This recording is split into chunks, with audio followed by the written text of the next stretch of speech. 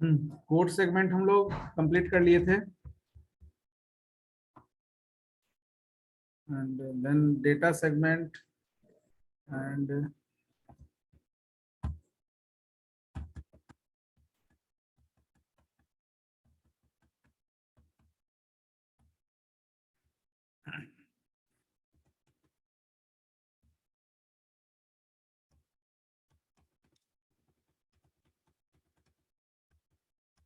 Segmentation हम लोग complete कर लिए थे।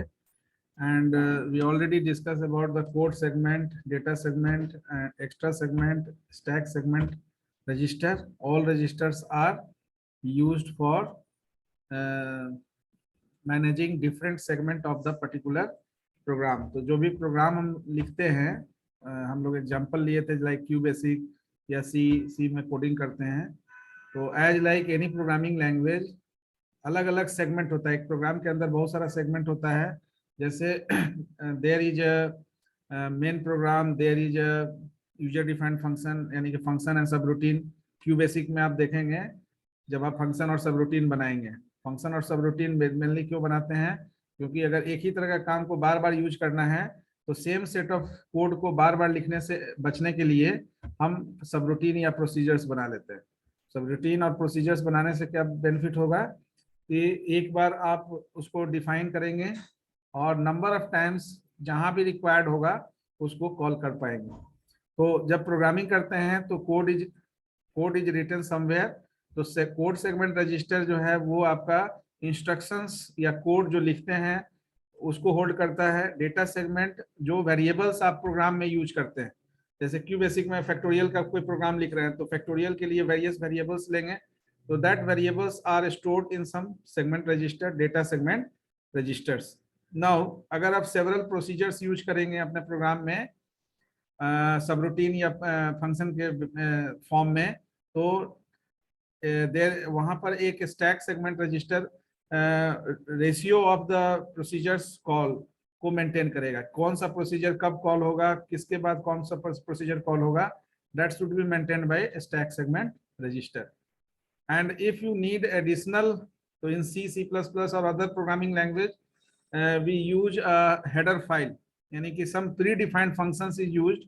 तो in QBasic also आप कुछ predefined function use करेंगे।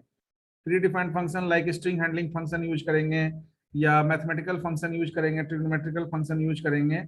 तो उस केस में that function is also need somewhere some storage area जहां पर वो स्टोर होकर रह सकेगा। तो बोलिए। कोड सेगमेंट रजिस्टर क्या यूज है सर, उसका तो बता दीजिए फिर से। एक मिनट। कोड सेगमेंट रजिस्टर आप एक मिनट,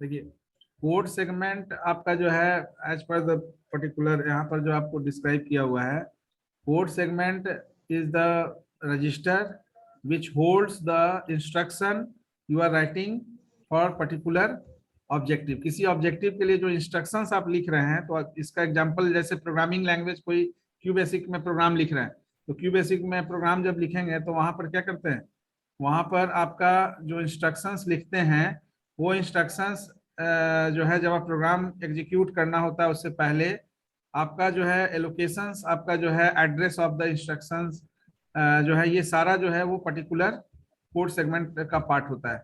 अब यहाँ पर है कि आपका कोई भी फाइल आप लिख रहे होंगे तो किसी नाम से सेव करते होंगे। Yes sir.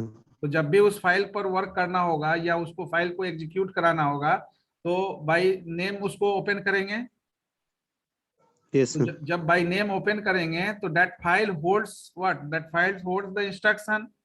तो जब आपका प्रोग्राम एग्जीक्यूट हो रहा होगा या फाइल ओपन कर रहे हैं, क्यों, एग्जीक्यूट करने के पर्पज से। तो यस सर। तो फाइल जब ओपन करके रखेंगे और फिर उसमें फाइल में कुछ ऑब्जेक्टिव को बेस्ड करके कुछ इंस्ट्रक्शंस लिखा गया होगा, तो at the moment when you execute your program that particular file instructions need a location. आप जब रन कर रहे होंगे तो आपका सेगमेंट बाय सेगमेंट रन होगा ना, एक बार तो आपका यस सारा सर। लाइन एग्जीक्यूट नहीं होता है। मान लेते हैं आपका अगर 5-6 स्टेटमेंट वाला प्रोग्राम है तो पहला स्टेटमेंट पहले एग्जीक्यूट होगा। अगर दूसरा स्टेटमेंट एग्जीक्यूट होने के लिए पहले स्टेटमेंट के बाद कोई इनपुट लेना होगा तो आप इनपुट का वेट करेगा, आपका सिस्टम यस करेगा सर। ना। तो जब आप यस इनपुट देंगे तो आपका इनपुटेड वैल्यू भी तो कहीं स्टोरेज एरिया को होल्ड करता होगा यस सर। एग्जीक्यूशन के दौरान। ये ऑल आर जो भी रजिस्टर्स हम लोग डिस्कस कर रहे हैं, all are the temporary register, it never store the instructions और इंफॉर्मेशन और डेटा परमानेंटली। तो whenever you are doing some work on the specific file or attributes, then the particular segment is initiated। तो यहाँ segment register किस unit का part है, हम लोग जो डिस्कस किया आर्किटेक्चर, तो आर्किटेक्चर में दो सेक्शन है, एक बस इंटरफेस यूनिट और दूसरा एग्जीक्यूशन यूनिट। तो एग्जीक्यूशन यूनिट में जाने से पहले हमारा जो है स्टेटमेंट प्रिपेयर हो रहा है, यही ना।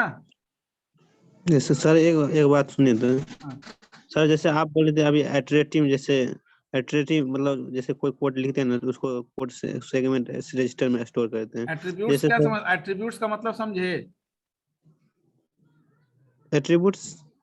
हाँ, फाइल का एट्रीब्यूट्स क्या होता है।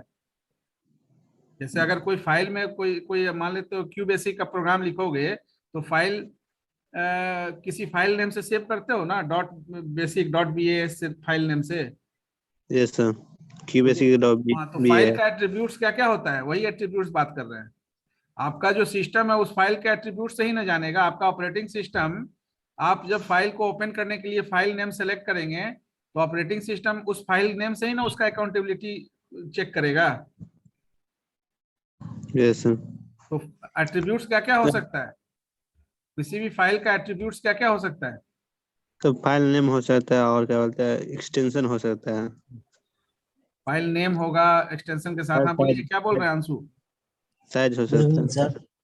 सर पूछे थे सर, इंटेल एडजेक्स का जो आर्किटेक्चर बताए थे स्टार्टिंग में, एग्जीक्यूशन और बस हाँ, इंटरफेस, उसका फंक्शनैलिटी सर एक बार कॉल करा देते हो प्रोग्राम उसमें से। बस इंटरफेस यूनिट और एग्जीक्यूशन यूनिट का जो इंटरनल डायग्राम था ना, उसको नहीं समझ पाए थे सर, उसको फिर से बता देते हैं। पहले रजिस्टर समझ लीजिए, रजिस्टर का ही वहाँ यूज है। डायग्राम समझाते हैं, डायग्राम तो समझाए थे, फिर दोबारा बताते हैं। बिफोर एग्जीक्यूशन, ठीक है ना, एग्जीक्यूशन के एट्रीब्यूट। पहले आपका कोई भी पर्टिकुलर, यहाँ वैसे समझिए कि कोई भी प्रोग्राम आप लिखते हैं तो डायरेक्ट यस एग्जीक्यूट तो नहीं करते हैं, पहले फाइल को ओपन करते होंगे, यस सर। फिर उसमें फाइल में इंस्ट्रक्शंस लिखते होंगे according to objective. Yes sir. Instructions लिखने के दौरान आपको वेरिएबल्स तय करना होता होगा कि आप जो यस सर। ऑब्जेक्टिव पर वर्क कर रहे हैं वो ऑब्जेक्टिव आपका एग्जीक्यूट करने के लिए, फाइनलाइज करने के लिए किस तरह के वेरिएबल्स सेट का यूज करना पड़ेगा। Yes sir. तो वो जब आप ये फाइनल कर लेते हैं तो क्या करते हैं, वेरिएबल डिक्लेयर करते हैं। वेरिएबल डिक्लेयर करने से पहले आपको ये पता होता है कि हमको किस तरह का प्रोसीजर में इस वेरिएबल को यूज करना है। Is it okay. Yes sir.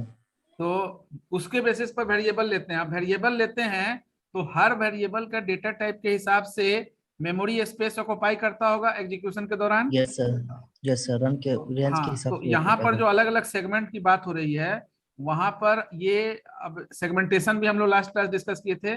Segmentation basically क्या है, सेगमेंटेशन जब आप ऑपरेटिंग सिस्टम पढ़ेंगे तो segmentation is the collection you can say of various segment of programme.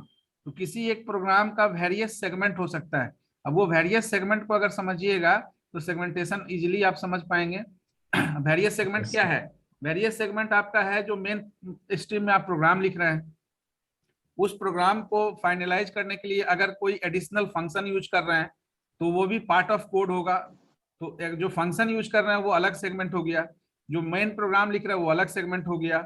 अगर एक से अधिक प्रोसीजर लिख रहे हैं, फंक्शन बना रहे हैं, अपने प्रोग्राम में यूज कर रहे हैं, तो हर फंक्शन अलग अलग सेगमेंट को रिप्रेजेंट कर रहा है। तो दैट मीन्स सेगमेंटेशन का मतलब क्या हुआ?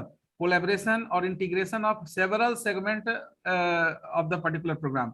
दूसरा तरह से ऐसे कह सकते हैं, it is the decomposition of various segment, ठीक है ना। लार्ज प्रोग्राम का वेरियस सेगमेंट में डिकम्पोजिशन करना, यानी कि ब्रेकअप कर देना। अब ये ब्रेकअप करने से क्या एडवांटेज है, कोई बताएंगे? सर पार्टिकुलर फंक्शन को कॉल कर सकते हैं उसके नहीं, यूज वो के तो हिसाब ठीक है, वो तो कर सकते हैं, सही है। और इसके अलावा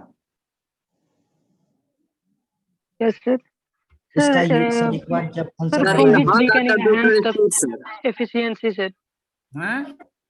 सर हम सर एक बार कंप्यूटर can- की स्पीड सर बढ़ा सकते हैं अगर जो उसको बिल्कुल। We part can by part अगर जो enhance sir the efficiency of divide कर computer देते हैं तो सर to perform any ये work. ठीक उसी तरह से है कि Yes, अगर sir. हम अभी एक साथ जो है 100 क्वेश्चन सिकंदर को दे दें, ठीक है, तो 100 क्वेश्चन को ये हैंडल करने में इसको it will take some time. लेकिन यही 100 Yes, sir. स्टूडेंट को अगर डिस्ट्रीब्यूट कर दें तो एक एक क्वेश्चन सारे लोग डील कर लेंगे। With in this meeting I just received the solution of each and every Within- 100 questions. Yes sir Within less in sometimes. हाँ, तो Yes, sir. Because her student को एक ही क्वेश्चन का स्ट्रेस रहेगा, एक ही क्वेश्चन का जो है कंपल्सन रहेगा, सारे क्वेश्चंस को वो कवर अप नहीं करेगा, तो वो कंसंट्रेट भी होगा और उस क्वेश्चन को जवाब देगा। अब यहाँ पर सेगमेंट क्या है, जब आप ब्रेकअप करते हैं प्रोग्राम को, तो उसका भी कंसेप्ट आपको हम लास्ट क्लास दिए थे कि we use various programming technique. तो वेरियस प्रोग्रामिंग टेक्निक में आपका एक मॉडुलर प्रोग्रामिंग भी होता है। तो मॉडुलर प्रोग्रामिंग का कॉन्सेप्ट ही यही है कि लार्ज मॉड्यूल्स को स्मॉलर मॉड्यूल्स में ब्रेकअप कर देना। तो ये Yes, जो sir. सेगमेंट की बात हम लोग कर रहे हैं, ये सेगमेंट भी breakup of the larger program है, यानी कि बड़े प्रोग्राम को छोटे छोटे सेगमेंट में, टुकड़े में आप बोल सकते हैं रखना। अब इससे एक चीज तो हुआ कि आपका वर्क प्रेशर कम हुआ, वर्कलोड कम हुआ, ओवरलोडेड नहीं हुआ आपका।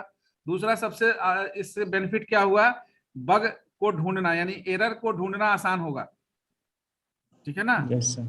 तो एरर अगर हम 100 क्वेश्चंस एक ही स्टूडेंट को दे देंगे तो Sikandar is responsible for checking the error कि कौन सा क्वेश्चन में क्या एरर आ गया। अगर कोई प्रैक्टिकल क्वेश्चन है जिसमें आप मैथमेटिकल कोई फॉर्मुलेट कर रहे हैं तो कैलकुलेशन में कुछ भी गड़बड़ होगा तो फाइनल रिजल्ट आउटकम अफेक्टेड हो जाएगा। लेकिन इसी चीज को 100 लोगों में बांट दिए तो अब ये अलग अलग लोग जो है फाइनली हमको सबमिट कर रहे हैं वो असाइनमेंट 100, लेकिन उस 100 असाइनमेंट में कोई एक अगर गलत होगा तो हम उसको पॉइंट करेंगे ना, किसी जिसका असाइनमेंट में गड़बड़ी होगा उसको पॉइंट करेंगे कि just check your solution. Otherwise अगर किसी एक को ही हम बोल दें कि किसी एक में नहीं, नंबर ऑफ में है, तो एक पर्सन को नंबर ऑफ प्रॉब्लम में जो सॉल्यूशन है उसको चेकआउट करना टफ जॉब हो जाएगा। तो इसलिए यहाँ सेगमेंट यानी कि आपका जो बस इंटरफेस यूनिट है वो बस interface unit is you can say is just used to prepare the instructions for execution. So whenever you are writing program, you are also doing the same job. You are preparing the content. तो content कैसे prepare करते हैं, तो instruction, पहले तो instruction wise, और during writing of instruction you need variable. तो variable के लिए फिर मेमोरी और डेटा टाइप का आप जरूरत पड़ता है। डेटा टाइप देते हैं तो साइज और range of the variable fix होता है, तो स्पेस ऑक्युपाइड, जितना स्पेस ऑक्युपाई करेगा वेरिएबल वो तय होता है ड्यूरिंग एग्जीक्यूशन, क्योंकि ये जो कुछ भी होता है टेम्पोरली होता है। अब इसके बाद अपने प्रोग्राम में कोई आप एडिशनल कोई फंक्शन या प्रोसीजर यूज करते हैं तो उसका एक ऑर्डर मेंटेन करते हैं। अगर 4 प्रोसीजर एक्सटर्नल फंक्शन यूज करेंगे तो कौन सा फंक्शन पहले कॉल करना है, किसको बाद में करना है, ये आप ऑर्डर मेंटेन करते हैं। लेकिन जब आपका प्रोग्राम जो है इंटरप्रेट या कंपाइल्ड होता है तो stack segment register just hold that sequence कि किस ऑर्डर में आपको कौन सा फंक्शन को एग्जीक्यूट करवाना है, ठीक है ना। तो stack segment is responsible for that. And extra segment, अगर कोई एडिशनल जो है स्ट्रिंग या इंस्ट्रक्शंस आपको जरूरत है तो उस केस में एक्स्ट्रा सेगमेंट का जरूरत होगा, एक्स्ट्रा सेगमेंट रजिस्टर। अब ये जितने भी सेगमेंट रजिस्टर है all are related with the instruction pointer, because instruction pointer आपको पता है keeps the track of the address of the next instruction to be executed. तो नेक्स्ट जो इंस्ट्रक्शन एग्जीक्यूट होना है वो बस इंटरफेस यूनिट से इंस्ट्रक्शन पॉइंटर होते हुए कहाँ जाएगा, इंस्ट्रक्शन क्यू में। इंस्ट्रक्शन क्यू में 6 बाइट का इंस्ट्रक्शन क्यू है, तो 6 बाइट का instruction queue, that means at a time 6 instructions 1 by 1 FIFO manner में एलोकेट होगा वहां, और वहां से फिर आपका कहाँ जाएगा, कंट्रोल यूनिट में। यानी कि बस इंटरफेस यूनिट से अब ये पूरा सेगमेंट रजिस्टर आपका रिस्पॉन्सिबल हुआ पूरे इंस्ट्रक्शंस को, कोड को, वेरिएबल को, डेटा को एलोकेट करने का काम करेगा ये सारा सेगमेंट। फिर यहाँ से आपका जो है इंस्ट्रक्शन पॉइंटर को एड्रेस मिलेगा। जैसे आप फाइल एट्रीब्यूट्स की बात हम लोग किए, तो फाइल एट्रीब्यूट्स ये तय करता है कि कौन सा फाइल नेम से जो फाइल आप ओपन कर रहे हैं उसमें किस तरह का एक्टिविटी या ऑब्जेक्टिव पूरा होने जा रहा है। तो फाइल आप जो सेव करते हैं उस फाइल में कंटेंट उस फाइल के आपका जो है एज ए इंस्ट्रक्शन सेट तैयार रहता है। तो जैसे ही आपका इंस्ट्रक्शन पॉइंटर एड्रेस एलोकेट करेगा इंस्ट्रक्शन क्यू में, तो वहां से फिर आपका इंस्ट्रक्शन जाएगा फर्दर डिकोडिंग के लिए, क्योंकि यहाँ तक आपका फेच ऑपरेशन पूरा हो गया। क्यों? क्योंकि प्रोग्राम को लिखने के पहले आपको फाइल को ओपन करना होता है। हाँ बोलिए सर। ये तो आप Yes, sir. रजिस्टर बता दीजिएगा फिर से। क्या क्या है? स्टैक सेगमेंट रजिस्टर सर फिर से बता दीजिए। Excuse me, sir. फिर से हाँ बोलिए। बोलिए। Sir, you said, sir, a stack is used to organize the instructions. That means which instructions will be executed next. Sir, and sir, you said instructions did the same, like a stack register. Both are same, sir. देखिए stack pointer register भी होता है, ठीक है ना। Stack pointer और stack segment में difference है। स्टैक पॉइंटर आपका जो है वो नंबर ऑफ इंस्ट्रक्शंस, जो इंस्ट्रक्शंस में सब इंस्ट्रक्शंस हैं उसको होल्ड करता है। हाँ आप जो बोल रहे हैं वो ऐसा बोल सकते हैं, ठीक है ना। Yes, sir. हाँ, तो स्टैक सेगमेंट आपका पार्ट पर्टिकुलर इंस्ट्रक्शन से रिलेटेड आपका जो सीक्वेंसिंग है उसको एलोकेट करता है। तो स्टैक आपका पॉइंटर से जो डेटा है वो कहाँ जाता है, स्टैक सेगमेंट रजिस्टर में ही जाता है पॉइंटर्स के थ्रू, ठीक है। और वहां से फिर आपका अकॉर्डिंग टू सीक्वेंस आपका जो है उसको जो है इंस्ट्रक्शंस यूज करता है, यानी कि आपके कोड में उसको यूज किया जाता है। तो अब यहाँ पर जब हम लोग डिस्कस करेंगे तो डेटा सेगमेंट डेटा रजिस्टर से आपका जो है, यानी जो हम लोग डेटा रजिस्टर डिस्कस करते हैं, तो डेटा रजिस्टर से ये दोनों क्या है, इंटरनल इंटरऑपरेबिलिटी होता है दोनों में, डेटा सेगमेंट और डेटा रजिस्टर। तो डेटा रजिस्टर का काम और स्टैक पॉइंटर का काम कब होता है, जब आपका कोई भी कोड आगे फर्दर एग्जीक्यूशन स्टेज में जाता है, ठीक है ना। Before execution stage your segment register, your instruction pointer is responsible for allocating the instructions for decoding as well as execution operation। तो डिकोडिंग आपका जो है कंट्रोल यूनिट परफॉर्म करता है, और एग्जीक्यूशन आपका जो है ALU FPU जो भी या फाइल रजिस्टर्स जो जनरल पर्पस रजिस्टर्स है वो आपका पूरा करता है, ठीक है।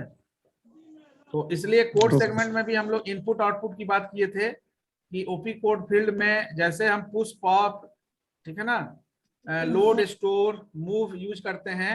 अगर टर्मिनल यूज करना हो, जैसे आप क्यू बेसिक में अगर इनपुट डिवाइस कीबोर्ड से अगर कोई डेटा इनपुट करते हैं तो इनपुट डिवाइस यूज करते हैं, और अगर उसको देखना चाहते हैं तो स्टैंडर्ड आउटपुट डिवाइस आपका मॉनिटर होता है, और प्रिंटर से आप उसका हार्ड वर्जन प्रिंट आउट कर पाते हैं।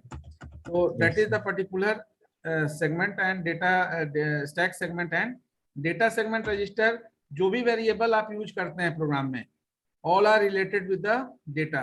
इसको ऐसे समझना है कि जो वेरिएबल्स आप यूज करते हैं किसी इंस्ट्रक्शंस को एग्जीक्यूट करने के लिए, वो आपका डेटा सेगमेंट रजिस्टर होल्ड करता है। आप बोलेंगे कि डेटा रजिस्टर क्या करता है, तो data register is utilized during execution, ठीक है ना। Your stack pointer utilized during execution, but before execution your data is prepared. आप जब फाइल ओपन करते हैं तो फेच होता है, फेच होने के बाद फाइल ओपन हुआ तो उस पर आप एडिटिंग करना शुरू करते हैं, फाइल में कुछ लिखते हैं इंस्ट्रक्शन लिखने के बाद, अब वो जो इंस्ट्रक्शन लिखते हैं किसी ऑब्जेक्टिव के बेसिस पर लिखते हैं ना।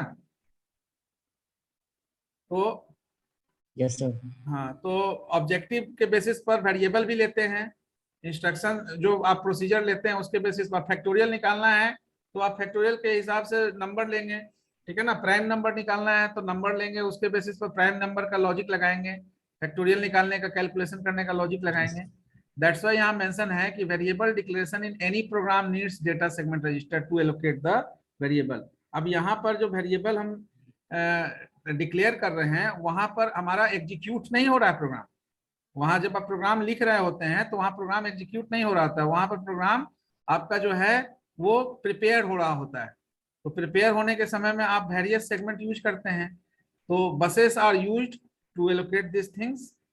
फेच करने के लिए, फेच के बाद आप उस पर एट्रीब्यूट सेट करते हैं, एट्रीब्यूट पर वर्क करते हैं, उसका कंटेंट चेंज करते हैं, वेरिएबल चेंज करते हैं, सारा कुछ। तो स्टैक सेगमेंट उसी पर्टिकुलर ऑपरेशंस में आपका जो सीक्वेंसिंग है, यानी कि जो जॉब सीक्वेंसिंग आप बोल सकते हैं, that should be manage by stack segment register. जब वेरियस सेगमेंट पर वर्क हो रहा होगा तो उसमें कौन सा पर्टिकुलर सीक्वेंस पहले कॉल होगा, कौन बाद में होगा, तो that should be analyse by the stack segment register. Extra segment register, whenever there is a need of that extra container then extra segment register काम करेगा, अदरवाइज एक्स्ट्रा सेगमेंट रजिस्टर आपका जो है वो किसी तरह का कोई इंफॉर्मेशन होल्ड नहीं करता है। तो एक्स्ट्रा सेगमेंट का जरूरत होगा तो एक्स्ट्रा सेगमेंट रजिस्टर यूज किया जाता है internally. And then there is instruction pointer register. Instruction pointer register आपका जस्ट लाइक अ प्रोग्राम, बोलिए सर एक्स्ट्रा सेगमेंट रजिस्टर फिर से बता दीजिए तो सर, डिस्कनेक्ट हो गया। देखो, किसी तरह का एक्स्ट्रा अगर आप प्रोग्राम में इंक्लूजन करना चाहते हैं, एक्स्ट्रा इन द सेंस कि एक्स्ट्रा कोई भी फीचर्स, एक्स्ट्रा कोई कमांड, एक्स्ट्रा कोई भी प्रोसेस प्रोसीजर्स, ठीक है ना, तो उस केस में आप अगर C++ आप अगर प्रोग्रामिंग पढ़ेंगे, क्यू बेसिक में तो प्रोसीजर्स और सब रूटीन ही यूज होता है। तो उस तरह का, क्योंकि यहाँ जो भी हम लोग इंस्ट्रक्शन यूज कर रहे हैं वो कंपाइलर, असेंबलर, इंटरप्रेटर बेस्ड जो भी आपका ट्रांसलेटर है सबको असिस्टेंस प्रोवाइड करता है। यानी कि जो इंटरनली लो लेवल हम लोग प्रोग्रामिंग करेंगे वो रिसोर्स हैंडलिंग प्रोग्राम होगा। तो रिसोर्स हैंडलिंग का मतलब है कि इंटरनल आपका जो रजिस्टर सेट है, रैम है, यानी जिस हार्डवेयर रिसोर्स का जरूरत जब होगा, जैसे अगर फेच करना है तो हार्डवेयर रैम का जरूरत होगा, तो रैम को एलोकेट करने के लिए हमारा जो है फेचिंग को इनिशिएट करने के लिए हमारा इंटरनली जो है प्रोग्राम होगा। तो जो भी हम लोग प्रोग्रामिंग कर रहे हैं that is for resource and resource handling program बोल सकते हैं आप। तो आपका एक्स्ट्रा सेगमेंट में बोल सकते हैं कि हेडर फाइल इंक्लूजन जो भी आप करते हैं, ठीक है ना। जनरल प्रोसीजर फंक्शन दो तरह का होता है। एक तो हुआ कि आप जो फंक्शन बिल्ट इन है, प्री डिफाइंड है, सिस्टम डिफाइंड है, उस फंक्शन को यूज कर लो। दूसरा है कि आप कुछ ऐसा फंक्शन होगा जो प्री डिफाइंड नहीं है लेकिन आपको अपने ऑब्जेक्टिव को पूरा करने के लिए उस तरह का प्रोसीजर फंक्शन यूज करना है और बार बार यूज करना है, ठीक है ना। तो उस केस में आप चाहेंगे कि आप उस तरह का कस्टमाइज कोई प्रोसीजर फंक्शन सब रूटीन आप बना लें जिसको जब चाहें अपने प्रोग्राम में उसको कॉल कर सकें। तो यूजर डिफाइंड फंक्शन जो भी है आपका, उसका रेशियो आपका स्टैक सेगमेंट से पता चलेगा कि कितने सेगमेंट हैं और किसको कब कॉल करना है। यानी कि अगर नंबर ऑफ प्रोसीजर है, प्रोसीजर 1 2 3 4, तो वहां पर प्रोसीजर 1 को पहले आपका प्रोग्राम में आप कॉल करना चाहते हैं कि 4 को कॉल करना चाहते हैं, ये सीक्वेंस तो आप ही ना प्रोवाइड करिएगा एज पर रिक्वायरमेंट। हाँ, अब यहाँ पर क्या है कि एक्स्ट्रा, एक्स्ट्रा का मतलब हुआ कि अगर कोई एडिशनल आप प्रोसीजर्स यूज करने जा रहे हैं, एडिशनल प्रोसीजर यूज करेंगे, then there is a need of extra segment register. तो अगर कोई अनदर डेटा सेगमेंट अगर आप यूज कर रहे हैं मेमोरी का, अनदर डेटा सेगमेंट का मतलब एनीवन? अनदर डेटा सेगमेंट का मतलब कि ऐसा डेटा सेगमेंट जो किसी ऑब्जेक्टिव के लिए वेरिएबल को होल्ड कर रहा हो, ठीक है ना। तो आप उस पर्टिकुलर अगर डेटा सेट को यूज करना चाहेंगे अपने प्रोग्राम में, then there is a introduction of या inclusion of extra segment register. जैसे कोई एग्जांपल कोई बता सकते हैं, कोई एग्जांपल? जिसमें आप अदर डेटा सेगमेंट को यूज करना चाहेंगे अपने प्रोग्राम में? बहुत सारा ऐसा एग्जांपल आप ले सकते हैं। एनीवन?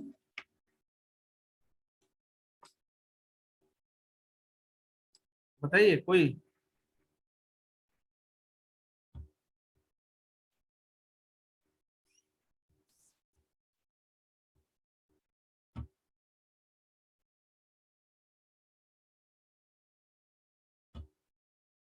बताइए।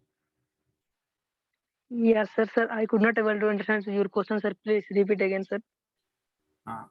My question is कि when there is a need of another data segment in your program, another data segment, that means Yes, the sir. data segment which is not related to your That is not real. yes, That is additional, sir. हाँ, Yes, sir. Complete your question, sir.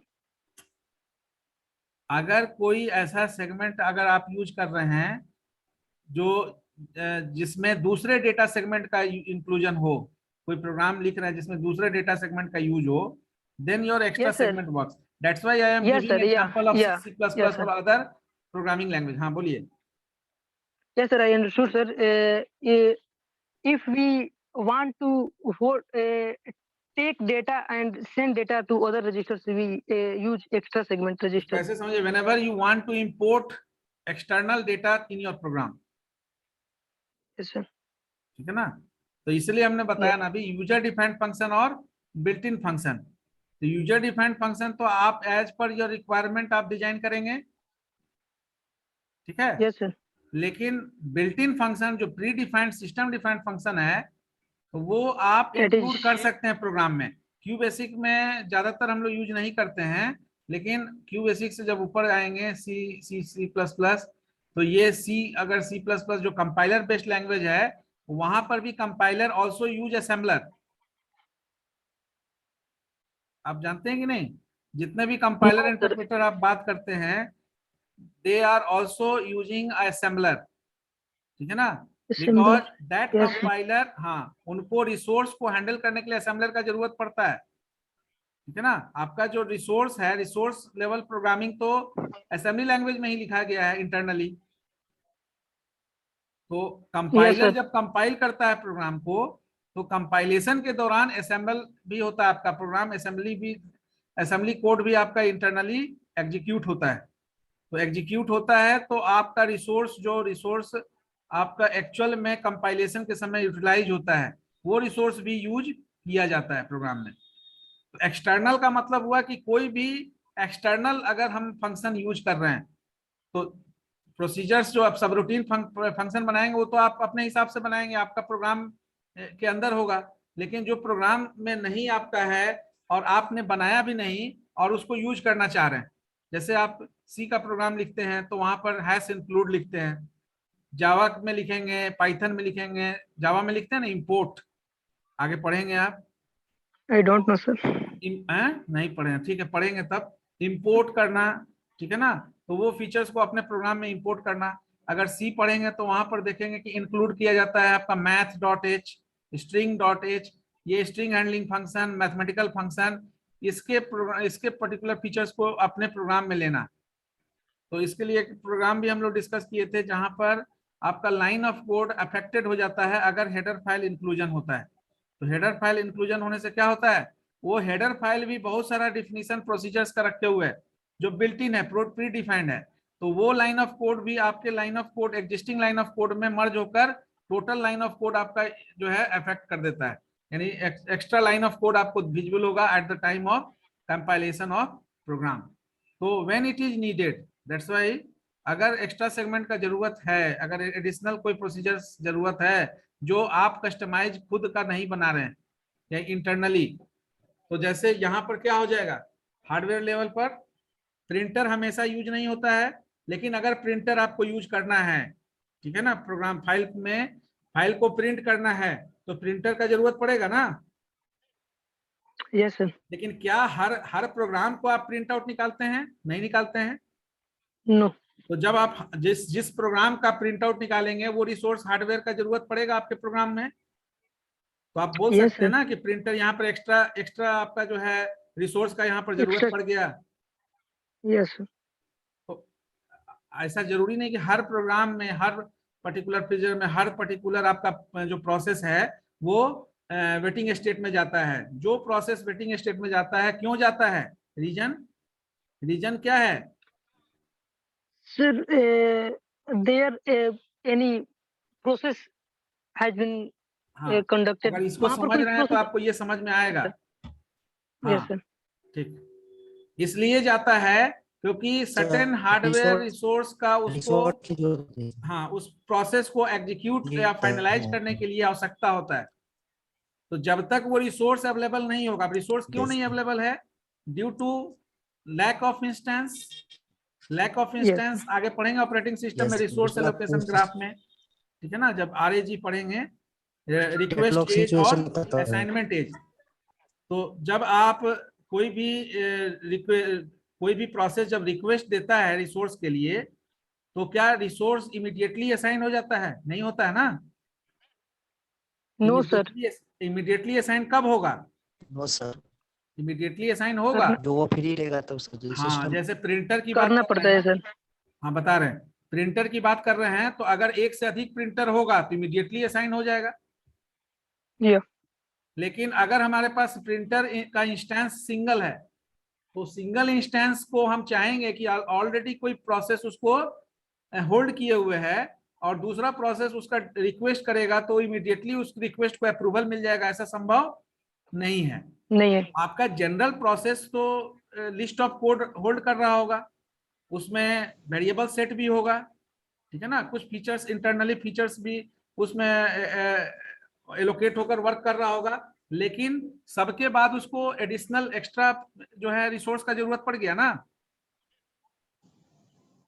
Yes sir earphone को बोल according to objective आपको उसको additional features का जरूरत पड़ गया, additional resource का जरूरत पड़ गया। अब एडिशनल रिसोर्स अगर नंबर ऑफ इंस्टेंस में अवेलेबल है हमारे पास, तो हमारा सिस्टम, ऑपरेटिंग सिस्टम क्या करेगा? उसको इमीडिएटली एलोकेट करेगा, उसको वेटिंग स्टेट में जाने नहीं देगा। अगर हमारे पास इंस्टेंस कम है, हमारे पास वो रिसोर्स लिमिटेड है, तो वो रिसोर्स को चेक करेगा ऑपरेटिंग सिस्टम की वो फ्री है कि नहीं। अगर वो फ्री होगा तो इमीडिएटली एलोकेट कर देगा, अगर फ्री नहीं होगा तो उसके फ्री होने का इंतजार करेगा। Are you getting the point? Waiting. Yes sir. Extra segment समझ में आ रहा है? सर जब Yes, sir. ईयरफोन लगाते तब एक्स्ट्रा सेगमेंट रजिस्टर जो आता है ना सर, जनरेट होता है हाँ जब ईयरफोन लगाते हैं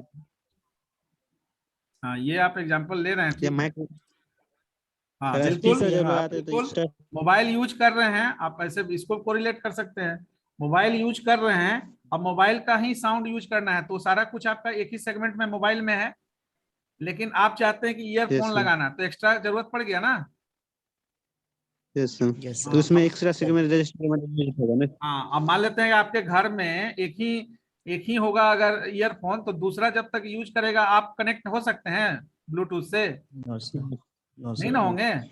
तो आप कनेक्शन भेजेंगे, लेकिन कनेक्शन टाइम आउट हो जाएगा, इमीडिएटली रिस्पॉन्स नहीं करेगा सर, रिस्पॉन्ड नहीं टाइम करेगा, मिलेगा। फेल हो जाएगा, एरर आ जाएगा। क्यों एरर Yes, आ sir. रहा है? Yes. क्योंकि आपका ऑलरेडी वो डिवाइस जो है ऑलरेडी कनेक्टेड है किसी Lack due of to lack of resources, sir. Resources. हाँ, तो हम्म, अब आप उसके लिए क्या है, दो तीन रखिए घर में, हर कोई एक एक रखिए ईयरफोन। यस जैसे सर यहाँ पर आप सर आपने यहाँ बताया जैसे प्रिंटर का हम लिए यूज किए यहाँ किसी प्रोग्राम का हार्ड कॉपी प्रिंट आउट करने के लिए, तो यहाँ अदर पेरिफेरल डिवाइस का भी एक्स्ट्रा सेगमेंट में यूज किया जा सकता है, जैसे इनपुट बिल्कुल आउटपुट, बिल्कुल। जैसे स्कैनर जैसे हुआ हमको हाँ, पर्टिकुलर वर्क के लिए, हर तो स्कैनर सर हुआ, प्रिंटर हुआ, जो भी एडिशनल प्रोग्राम से बाहर की बात हो रही है, जितना कोई भी भी बात हो रही है रिसोर्स ना, नहीं आप जो चाहिए। कोड लिख रहे हैं उससे नहीं है। आपको कोड का हार्ड कॉपी चाहिए तब आपको प्रिंटर चाहिए, सॉफ्ट कॉपी तो आप देख ही रहे हैं कंपाइलर एडिटर पर। यस सर, जब भी आपको एडिशनल कोई इसका रिसोर्स किसी को शेयर करना है, कोड शेयर करना है, तो कोड का प्रिंट आउट किसी को देना है, तब आपको प्रिंटर का जरूरत पड़ेगा, अदरवाइज तो एक्स्ट्रा कोई जरूरत है नहीं रिसोर्स का। और अगर जरूरत पड़ेगा तो फिर आपका जो है वो lack of resources has been occurred. हाँ, तो इंस्ट्रक्शन पॉइंटर भी आपका पीसीआर के जैसा ही काम करता है, ठीक है ना। और नेक्स्ट जो स्टेटस फ्लैग रजिस्टर हम लोग डिस्कस करेंगे, इसको ऑलरेडी हम लोग डिस्कस किए थे जनरलाइज कंप्यूटर के लिए, तो वहां लिमिटेड फ्लैग देखे थे, लेकिन स्टेटस फ्लैग रजिस्टर बेसिकली हमेशा एक बिट का ही इंफॉर्मेशन रखता है। वो इंफॉर्मेशन या तो 0 होगा या 1 होगा, ठीक है ना। बाय तो डिफॉल्ट 0 और 0 1 में ही होल्ड करता है। अब क्या है कि 8086 16 बिट रजिस्टर सेट है, तो स्टेटस फ्लैग रजिस्टर भी 16 बिट का होगा, होगा ना। Yes sir, yes sir. Yes sir. अब एक minute,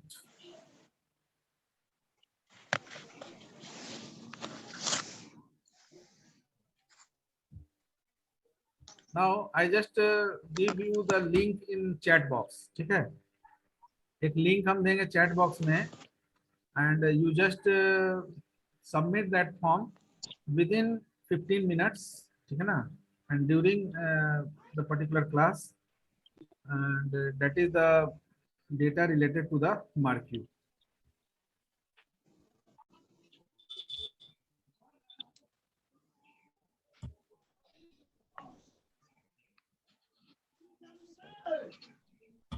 The time is consumed in this market. ज्यादा समय नहीं लगेगा। टाइम इज, हाँ या टाइम इज 15 मिनट, तो हम लोग 5:10 तक जाएंगे।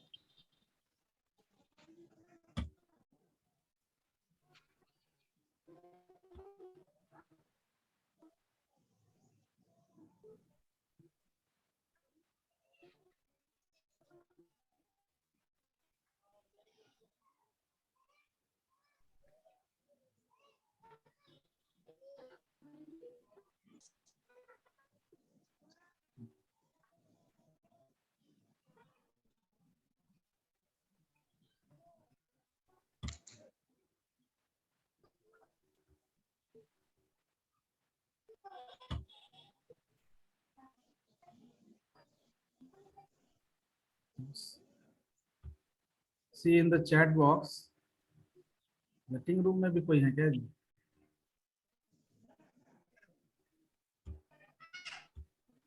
There is a link in chat box.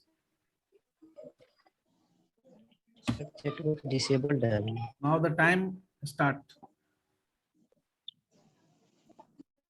Just open that link and start to complete that one. Sir chat में लिंक नहीं आया सर, चैट डिसेबल्ड है। क्या नहीं आया? आया, लिंक दोबारा भेज दिए। आया?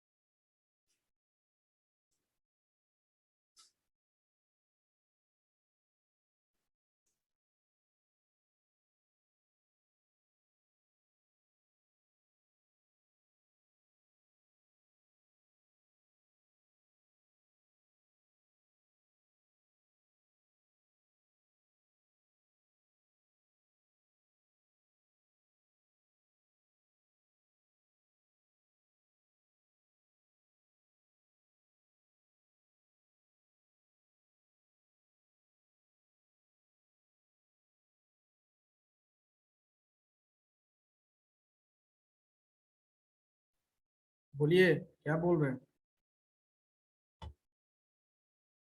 छोटू कुमार साहनी कुछ बोल रहे हैं?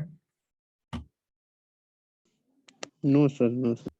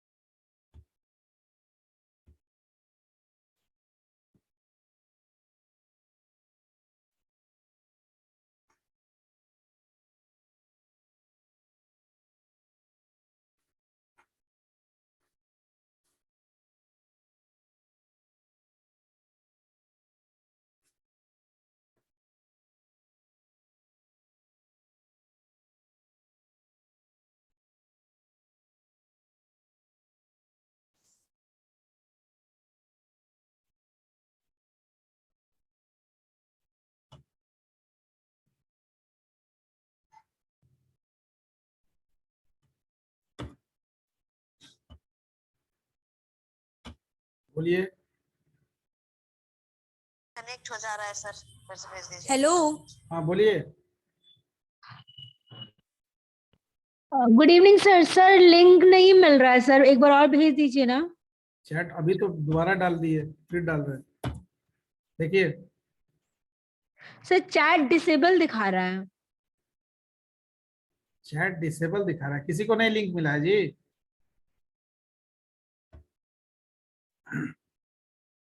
चैट डिसेबल तो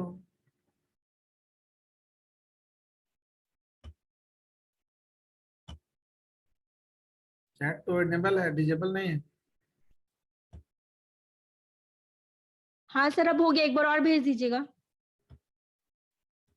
अब एवरीवन आ रहा है।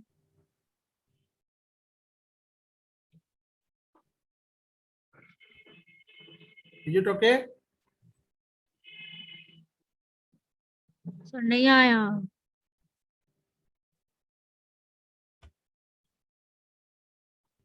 अच्छा ये वेटिंग रूम में जा रहा है।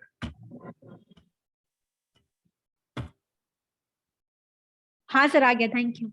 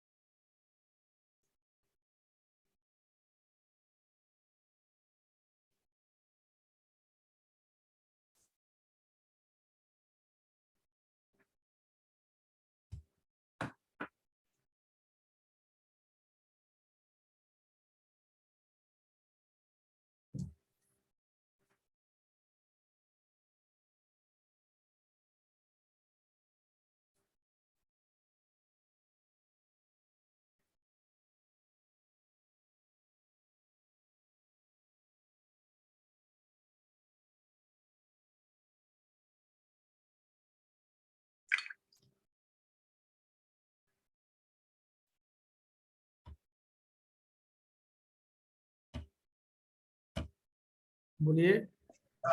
सर बोल रहे थे ना सर, सबमिट हो गया लेकिन व्यू नहीं, रिजल्ट व्यू नहीं दिखा रहा है अभी। ठीक है, रिजल्ट पब्लिश करेंगे, रिजल्ट तो अभी नहीं किए हैं। जीमेल में भेजिएगा ना सर। आईडी पर जाएगा। ठीक है ठीक है।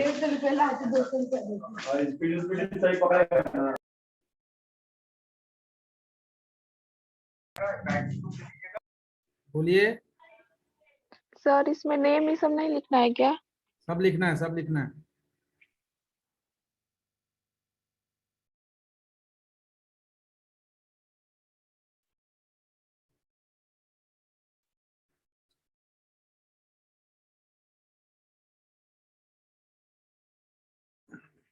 जिनका कंप्लीट हो जाएगा वो सबमिट करने के बाद लीव कर सकते हैं।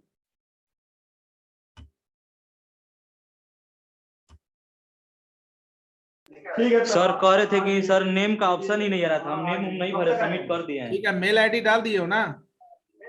हाँ ऊपर में पहले से था, उसमें पहले से कुछ डाले उले नहीं थे। ठीक है ठीक है, सर बोल रहे हैं सबमिट कर दिए, लीव कर लीव कर दिए, अटेंडेंस हम ले लेंगे जूम से। जिनका कंप्लीट हो गया वो लीव कर जाइएगा। हेलो। हाँ बोलिए। हाँ सर, बोल रहे हैं कि सर जब लिंक ओपन किए तो सर फिलअप करने के लिए आईडी नेम नहीं पूछा है, ऐसे ही ऑलरेडी इसमें सिर्फ ईमेल आईडी लॉगिन था। यस सर, हम लोग का सर पहले से ही उसमें कॉलेज का ईमेल आईडी सर जुड़ा हुआ था, और ना नेम सर कुछ नहीं पूछ रहा था इसमें। ठीक है, कोई दिक्कत नहीं। क्योंकि सर बाकी में सर जो अभी तक दिया नहीं हमारे को सर, उसमें नेम और सब कुछ भरना पड़ता था सर, इसीलिए पूछ रहे। नहीं ठीक है, मेल आईडी से ही आपका कंफर्मेशन है। Okay sir. आपके मेल से दूसरा करेगा तो आपका ही कंफर्मेशन होगा। सर दिख रहा है इसमें you are already responsible. Hello sir. हाँ बोलिए। सर दिख रहा है यू आर ऑलरेडी रिस्पॉन्सिबल और you can only fill in this form one. एक ही बार रिस्पॉन्ड कर सकते हैं सर मैं एक ही बार किया हूँ। हाँ ठीक है, तो हो गया ना कंप्लीट। लेकिन सर सबमिटेड नहीं ना लिखा, मिस्टेक ठीक लिखा है, है वो सर। मैसेज छोड़ो ना, मैसेज क्या आ रहा छोड़ो, रिस्पॉन्डेड बता रहा है ना जी। हो गया। Message thank you editing sir. नहीं किया हुआ है, मैसेज में जो लिखा जाएगा वही मैसेज दिखता है। Okay okay okay, thank you sir.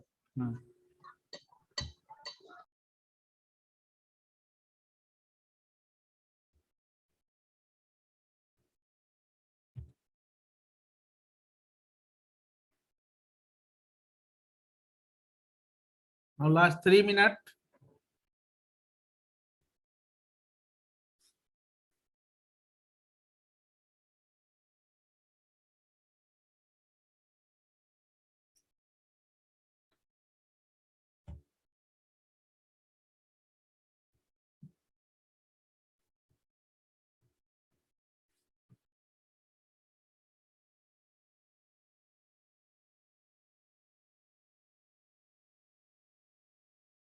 जिनका कंप्लीट होगा वो, हाँ बोलिए। शिवम गुप्ता बोलिए। सॉरी सर, वो हैंड रेज रह गया था, हो गया सर। ठीक, जिनका कंप्लीट होगा वो लीव करते जाइएगा। हो गलो 15 के मार, जल्दी जल्दी मार। 15 ए 14 ए, हाँ 13 ए, 12 सी, 11 ए।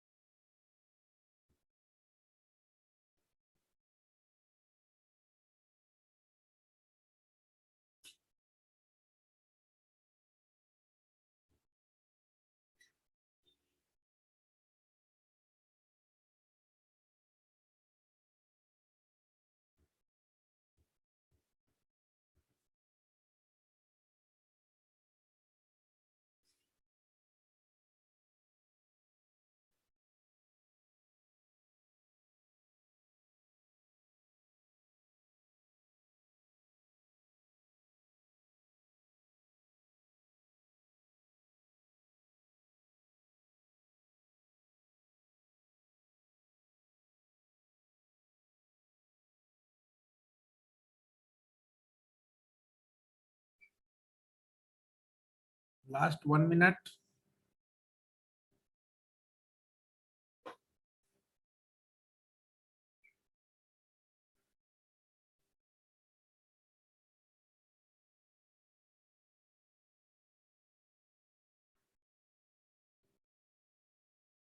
If you have completed, then submit it.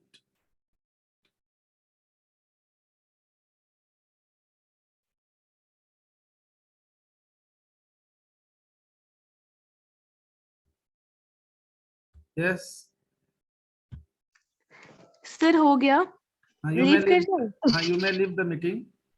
I will take attendance from Zoom. Sir, yes, sir, I could not able to understand that my answer. Okay, okay. Because I am not shared the answer. Sir, I am not shared the answer. okay, sir.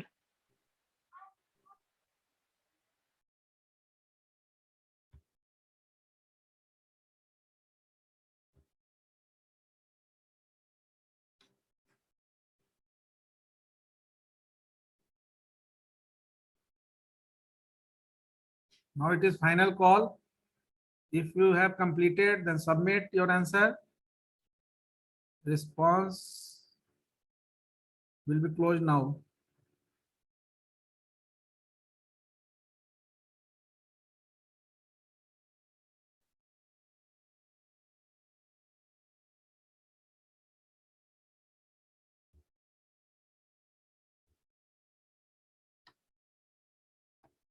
हाँ, बोलिए सुमित।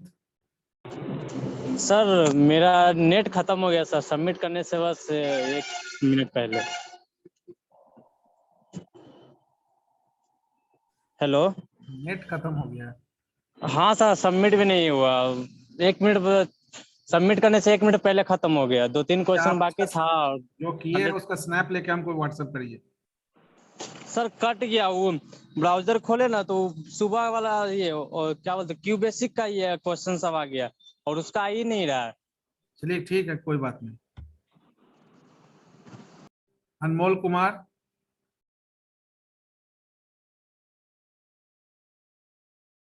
अनमोल Kumar. Sir blank क्यों जा रहा है sir जमा करने पर? ठीक है, ब्लैंक क्यूज नाम सेव किया हुआ है, उससे ओके कुछ सर, थैंक यू सर।